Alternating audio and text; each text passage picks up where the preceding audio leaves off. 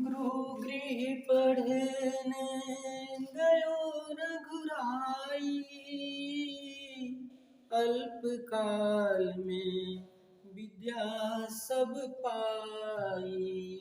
राम सिया राम जय जय राम। नमस्कार दोस्तों, स्वागत है आप सभी का फिर से हमारे चैनल में। मैं डीके सर आज आप लोगों के लिए वर्ग दशम पाठ 6 भारतीय संस्कारा चैप्टर का ऑब्जेक्टिव प्रश्न लेकर के आ गया हूं, जो आने वाले एग्जाम के लिए बहुत ही इम्पोर्टेंट है। चलिए देखते हैं इसमें क्या है। तो ये संस्कार, भारतीय संस्कार पाठ जो मैंने पढ़ाया था आप लोगों को पिछले वीडियो में, उसका ही ऑब्जेक्टिव प्रश्न है। तो पहला प्रश्न इसमें आ रहा है कि संस्कार कितने होते हैं। तो संस्कार कुल कितने हैं? तो संस्कारों की संख्या 16 है। कितना है? 16। संस्कृत में 16 को क्या कहते हैं? षोडश। ठीक है। दूसरा है संस्कार कितने प्रकार के होते हैं। तो संस्कार कुल 5 प्रकार के। ये क्वेश्चन दोनों एक ही जैसा, ध्यान में रखना है। अगर कुल संस्कार पूछता है तो 16, प्रकार पूछता है तो 5। केशांत संस्कार कहाँ होता है? केशांत माने केशों का अंत।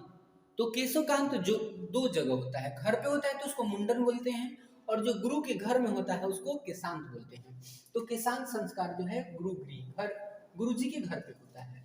पुंसवंसन संस्कार कब होता है? पुंसवंसन संस्कार जो है वो जन्म से पूर्व होता है। पुंसवन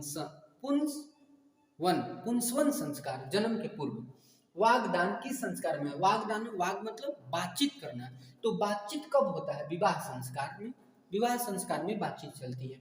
सप्तपदी कर्मकांड किस संस्कार में? सप्तपदी मतलब 7 वचन विवाह संस्कार में आते हैं। चरित्र का निर्माण किससे होता है? चरित्र का निर्माण किससे होता है? अगला प्रश्न है बहुत ही वीवीआई कि चरित्र का निर्माण किससे होता है। ठीक है। तो चरित्र का निर्माण, क्वेश्चन नंबर 7, चरित्र का निर्माण संस्कारों से होता है। किससे होता है? संस्कारों से। अब आ जाइए इधर से 8 नंबर प्रश्न है कि 600 संस्कार कितने हैं? क्या है दोस्तों? 600 संस्कार कितने हैं? तो 600 संस्कारों की संख्या जो है वो है 6 यानी कि 6। और अंत एष्टि संस्कार कब हो? अंत एष्टि माने जब अंत हो जाता है तो ये मरने के बाद होता है।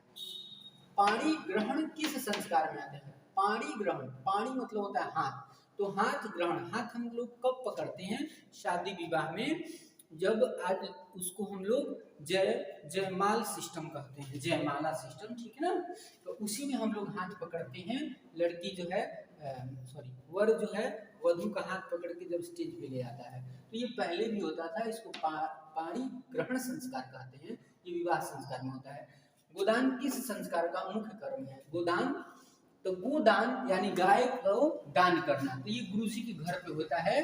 तो ये जो है केशांत संस्कार का मुख्य कर्म है। अगर पूछे कि गोदान किस संस्कार में आता है तो ये शैक्षिक संस्कार में आता है। लेकिन यहाँ पर प्रश्न क्या कह रहा है कि गोदान किस संस्कार का मुख्य कर्म है? तो ये केशांत संस्कार। ठीक है। शैक्षणिक संस्कार कति संति? शैक्षणिक संस्कार कितने होते हैं? 5। प्राचीन काल में शिष्यों को क्या कहा जाता था? तो ब्रह्मचारी। जन्म पूर्व कितने संस्कार है? 5। मनुष्य गृहस्थ जीवन में कब प्रवेश करता है? विवाह संस्कार के बाद या विवाह संस्कार के साथ? मनुष्य जो है गृहस्थ जीवन में विवाह संस्कार के साथ प्रवेश करता है। Thank you. ये 15 प्रश्न है जो बहुत ही वीवीआई है। आशा करता हूँ कि आप लोग इसे याद कर लिए होंगे। तब तक के लिए धन्यवाद। मिलते हैं हम अगले वीडियो में आगे का चैप्टर लेकर के। ठीक है।